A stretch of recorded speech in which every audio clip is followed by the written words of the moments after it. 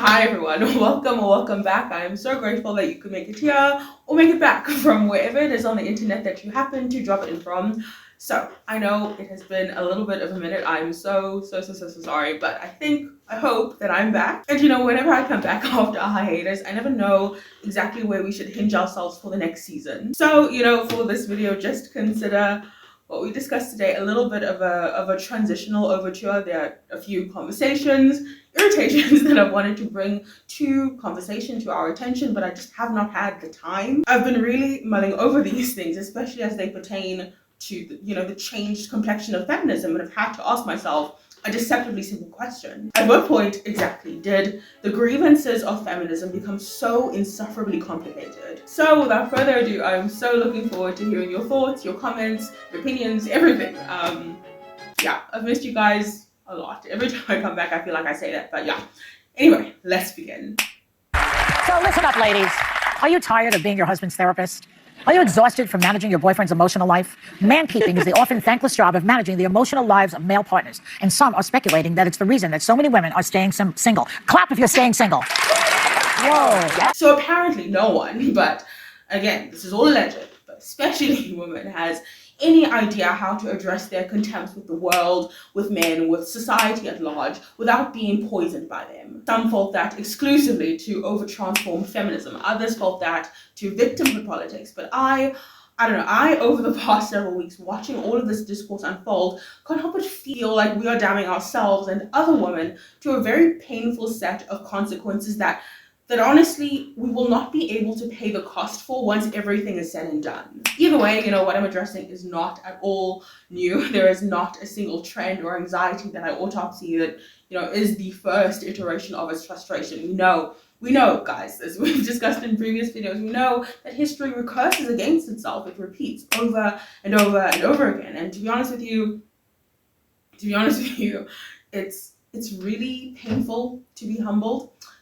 But I'm grateful for it. I'm actually grateful for it because what I realized, you guys, again, somewhat painfully, but necessarily so, over the past several weeks, is that some of the defaults, right, some of the strategies that women use to address contempt and injustice and unfairness, a conspiracy, are so effectively ineffective that personally, okay, I refuse to be held accountable for anybody's surprise because I refuse to tell them how irreversible this damage was becoming. And truth be told, there is a lot of damage being done. You see, when one talks about scarcity economics on any margin, this might be painful to appreciate, but we can inflame a state of scarcity, of insecurity, or dissatisfactory experience solely based on the way we choose to address that climate. You can very well inflame a set of conditions that you don't want to see, whether that be behaviors, monetary securities, etc. It could be anything.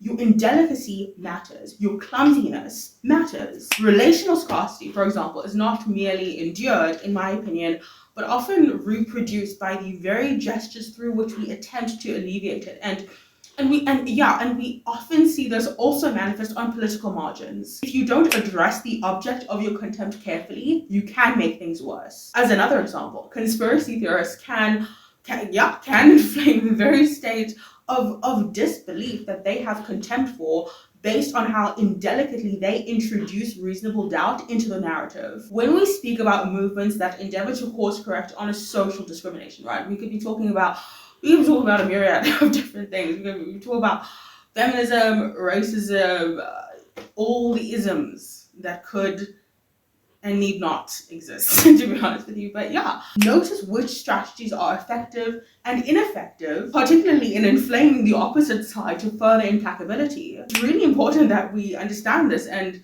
at least trace this out, map this out throughout history. Less incentivized to apologize and more incentivized to embarrass you for something that they don't understand, because see, according to them, you are the problem. According to them, you are introducing personal contempt into an environment that should not be defined by hyper-individualized suspicion, right? You are poisoning the climate. You are poisoning the minds of everybody who listens to you. You are disrupting the natural order of things, and so you should be punished for it. It follows that you can inflame another's behaviors, okay? His recalcitrance, his apathy, by addressing him with disdain, with actually That's the thing. It's never explicit disdain. It's passive disdain. Even in parenting, you beat the devil out of a child and he learns to feed it in secret. Because in my opinion, the pedagogy of humiliation is the pedagogy of resistance.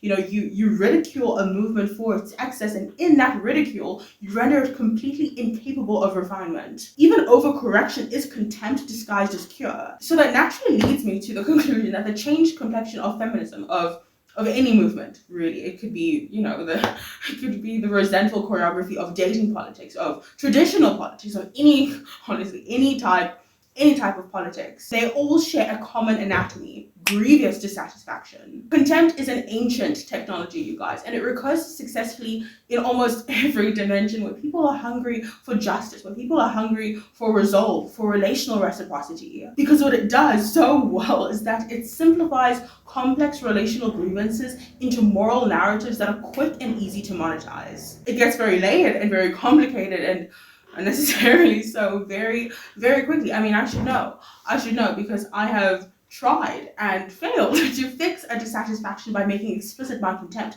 And I'm telling you, it never works the way you think it will. I mean, think about the passive-aggressive discourse of domestic partnership, where both men and women articulate their dissatisfaction through irony rather than confrontation. It reappears in public relations apologies, in academic peer reviews, in the rhetorical hedging of, I'm not saying, but you know what I'm saying, right? You know exactly what I'm talking about. And so when I invoke the idea of a sandwich conspiracy, I am invoking the social mechanics of starvation expressed on multiple dimensions. Contempt, especially the kind and variation, the flavor, okay, that I've observed over the past several weeks, is so harmful because it seeks to disarm the other without surrendering control of the moral narrative. And yet, its very failure, its transparency, its exposure it truly does betray the intensity of the dissatisfaction that it attempts to sublimate. And so, in this sense, the sandwich principle is a grammar of repressed hunger. And you guys, it's everywhere. I see it in music, I see it in politics, I see it in entertainment. The intense margin of relatability for certain cravings is so powerful. I see it where every critique of relational disappointment is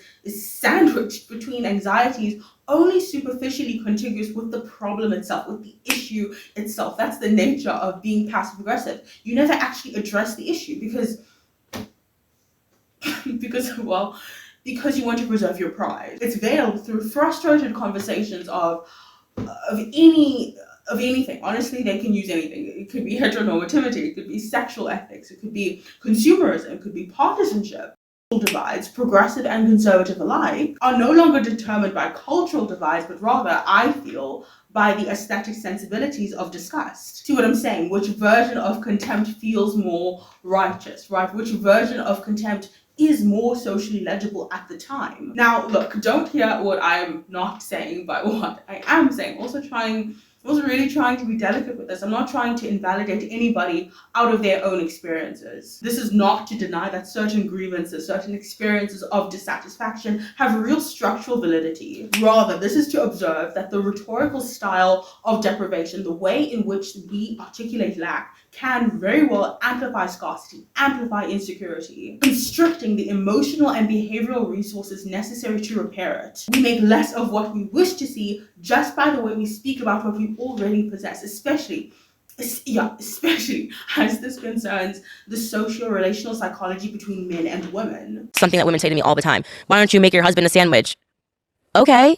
Is he hungry? Does he want a sandwich? Did he say something? And hence, when I invoke the idea of a sandwich, I do so as describing a metaphor that defines mutual exchange, mutual nourishment, behavioral expectation, okay, effort. Let's talk about mankeeping for a second, because it went viral earlier this year and I didn't have the time to talk about it, but it's gained relevance now. So if you don't know what it means, mankeeping basically just describes the emotional and relational labor that women perform to sustain men in their lives whose social networks are narrower and emotional socialization weaker. If you look into the Stanford write-up, which I will link down below, it essentially summarizes peer-reviewed advances in the concept and just explains how it maps onto gendered loneliness. So we see that this isn't a rhetorical trope, it's an empirically observed social pattern where women feel quite frankly, uncompensated. Essentially, it just describes the frustration of unreciprocated emotional labor. And the issue I have with it is that it's not just women who experience this. It's men too. Says, quote, managing his stress, interpreting his moods, holding his hand through feelings he won't share with anybody else, all of it unpaid, unacknowledged, and often unreciprocated. Is it any wonder women are fed up? Yes, interpreting moods, listening to them talk about their feelings, dealing with their stress. Well, it's a good thing men never have to do any of that for women. Women, of course, are famously stoic and reserved about their emotions, so men don't have to deal with this. Women do actually shame one another for reckless investment in affection, for excessive emotional spending, for imprudent devotion. The romantic partner becomes not a companion, but a financial risk. The relationship not a sanctuary, but a fluctuating market. To have a boyfriend then, under these conditions, becomes an index of imprudence. It's a signal of feminine mismanagement. And yes, it is embarrassing, according to some. I don't think it is. I think it's a lot more complicated than that. I think women are very good at talking about a problem without talking about a problem, and then inevitably making things worse. In this way, scarcity ceases to describe just material insufficiency and essentially becomes the dominant effective currency of our time. And we end up mistaking contempt for intelligence, for self-respect. This is honestly why I love the old classics so much. It's why I talk so much about books on this channel, and specifically the ones that formed me in my most vulnerable years. Because truly, the ancient classics, the old narratives, they diagnose everything. They predict everything, and they blunt against the surprise of certain inevitabilities, because it's happened once, it'll probably happen again. In the myth of Psyche and Eros, it's not men who sabotage the relationship, it's Psyche sisters, it's other women. It's other women in particular who, in a climate of deprivation, plant paranoia. So what happens is that Psyche's sisters convince her that her husband is a monster, and so Psyche lights this lamp to see him, and thereby breaks the covenant of trust, effectively losing Eros temporarily. And even the philological registers of this story are so fascinating. Psyche in Greek, we appreciate, means breath, it means life, it's the animating spirit. In classical usage, it is what survives, not what insists. It is vulnerable, but it is also eternal. It names the soul. What I'm referring to is the subjective interior that transforms a lover's gift. Eros in Greek quite literally means desire. It means generative force. It means it's like the binding principle, right? Eros is the force that binds the scattered and the confused into unity. So this myth is literally soul courting desire, desire withdrawing to safeguard the soul, and the soul losing desire through suspicion. And then at the end, desire lifting the soul through mercy. And so the reason I love this story so much is because it shows that outside narratives can inoculate suspicion and destroy reciprocity. And so, of course, this matters to defining the changed complexion of feminism as a whole. And the sister's role is literally a direct analog to modern social media communities and influencers who dissuade from relational commitment, i.e. dating is a trap or boyfriends are liabilities, because they don't believe that relational reciprocity actually exists in reliable abundance. There is scarcity, and not every woman will win in this climate. And to be honest with you, I see the suspicion on the men's side too. The social advantage is so clearly protective, you guys, because if fewer women commit, then the cultural value of independence rises. Not because independence is inherently better, but because scarcity and moral distinction are reproduced. This is Psyche's sisters in digital form. This truly is the moral superiority complex within the female psyche that, honestly, a lot of people had contempt for, in that, yes, there was a series that came out by Kim Kardashian, and it did not go over well. But people recognize that, people sense that, and they did not like it. Because contempt smells, and anybody in the firing line will be able to pick it up. I tell my clients every day, you never really know a person. It's just a trap.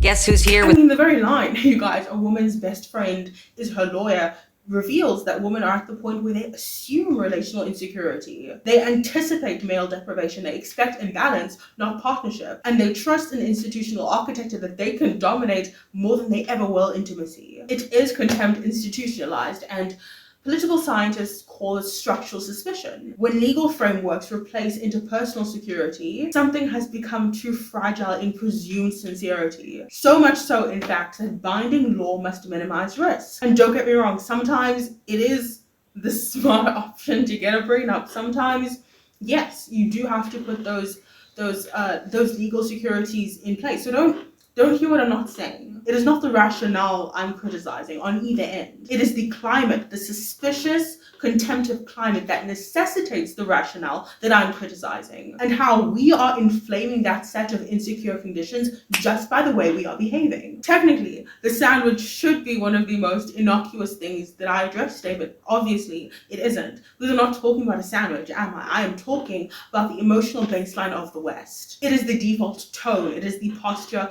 of intelligence, and it supports the idea that hell is not merely beneath us, but between us. And not because it always was, but because when people are dissatisfied, like grievously dissatisfied, we raise hell for every inequity that somebody is not paying the price for. Every ideology, in my opinion, is a sandwich. It is idealism just lodged between two slices of contempt, especially so in the modern age. You know, we layer our truths, my truth, your truth, his truth. We layer all these things like ingredients. A little bit of guilt, a smear of virtue, and somewhere in the middle, the raw meat of dissatisfaction. And no one knows, by the way, no one knows who made this sandwich. All we know is that everyone is hungry. Everyone is starved for something, especially in the relational dimension that leads to meaning, the interpersonal dimension. And we recurse, I think, on our first principles, our first evidences of unworthiness, our first sufferings for effort. But these principles precede psychology, as we've discussed in previous videos. I'm convinced, I'm wholly convinced that they are cosmological. Our oldest stories tell us what our therapies in the modern age forget.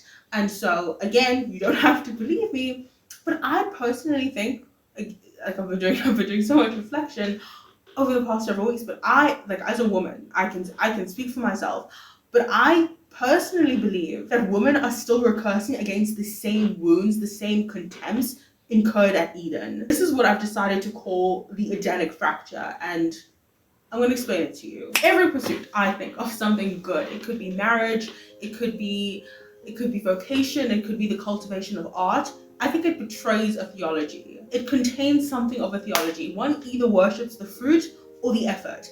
And in my opinion, we've forgotten which comes first. We think we are exhausted because the work is hard, and we understand that all good things require tending, require apprenticeship. By the sweat of your brow you shall eat your bread. But I'm coming to slowly realize that I don't necessarily believe that was a curse of labor itself, but rather a curse of futility. Effort essentially unblessed by reciprocity. The soil would still yield, but grudgingly, and the same physics is recursed against the human heart. Man's toil towards meaning through what he can pull out of the earth, right? Women's longing for intimacy with him, each now inevitably resisting each other's reach. Because see, in the beginning, it was never about the fruit, it was about the tending. The Lord God took the man and put him in the garden to work it and to take care of it. That is the first vocation. It is stewardship before any consumption. And yet, after the fall, the order inverted. And maybe we are exhausted because of the scarcity of the payoff. That is the real conspiracy. Not that our labor is stolen, but that our meaning is. Adam once tilled a copperate of earth, and now it spits thorns. And it's important that one understands the nature of that curse and what it did to man's effort towards anything of utility, because that very thing will recurse to any man's self-actualized potential to society, whether he should be invested in how much honor he deserves, and how much shame this man inherits for what he fails to create, to tame, or to fight for, especially as it relates to society, especially as it relates to women. See what I'm saying? The nature of this curse is critical. It determines not only man's relationship to the earth, but the viability of all human effort. Cursed is the ground because of you. Through painful toil, you will eat from it all the days of your life. The algorithm is no different.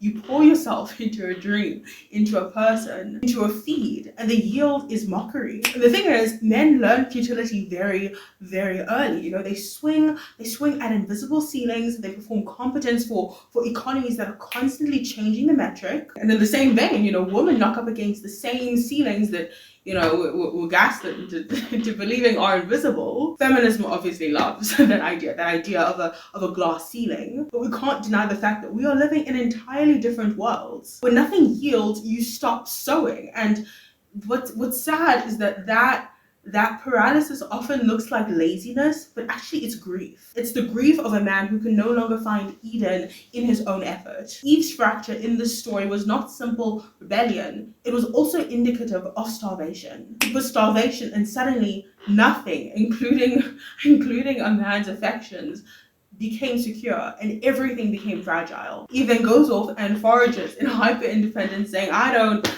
forget it. I don't need Adam. But secretly, like deep down, she's craving someone who will stay with her when the yield is thin. We're in a state, especially so in the West, where we know women can make as much or more than men. Notice the nature, by the way, of the disrupted cyclic synchronicity between effort and yield as it concerns Adam's relationship with the earth, Eve's relationship with Adam, and mankind's relationship with God. Everything is asynchronous and everybody misses each other and is deprived of something because of it. They are also held in endless contempt of each other for what constantly evades. If you can't connect with God, you can't connect with meaning. If you can't validate your sexual integrity, then it becomes increasingly more difficult to connect in the long term to where the opposite gender will appreciate you and nourish you beyond your superficial use to society. There are all of these inabilities to connect, and I think all of these discrepancies are evidences of the fracture in Eden. The gender war is a communion of disappointment. She withholds every reverence. She doesn't respect him, okay? So he withholds responsibility. Each calls each other a narcissist whilst orbiting the same wound. Now men don't have to commit and they're being offered sex from women for free. So they have to actually effectively do less and be motivated less. Because and so we invent sarcasm. We invent the idea that, it's embarrassing to feel less naked about wanting the holy thing we mocked. It was, at the end of the day, about alchemy, about taking the raw material of effort and turning it into delight. And that is the domestic totem of the sandwich. It literally becomes a site of ideological warfare. And that's honestly just because I think it symbolizes transformation. It symbolizes raw material turned into mutual nourishment. And the heartbreaking part about all of this is that I feel like we don't know what that feels like anymore. Or at the very least, it's become scarce. When a woman makes a man a sandwich, in an Edenic sense, she magnifies his effort. When she refuses to, she's not always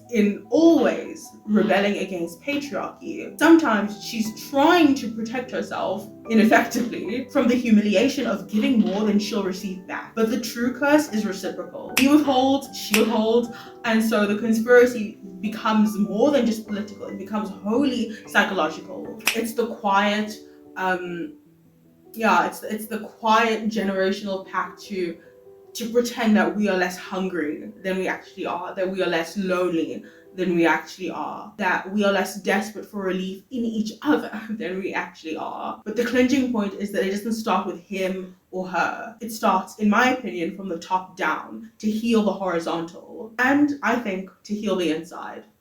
So that's all I have for you guys today. Those are my thoughts. We'll move on to other things in the next video, but I just want to share what I was thinking, feeling about what I've been reading online over the past several weeks. But I will hopefully see you very, very soon. Looking forward to reading your comments, and see you hopefully very, very soon. You take care, and goodbye.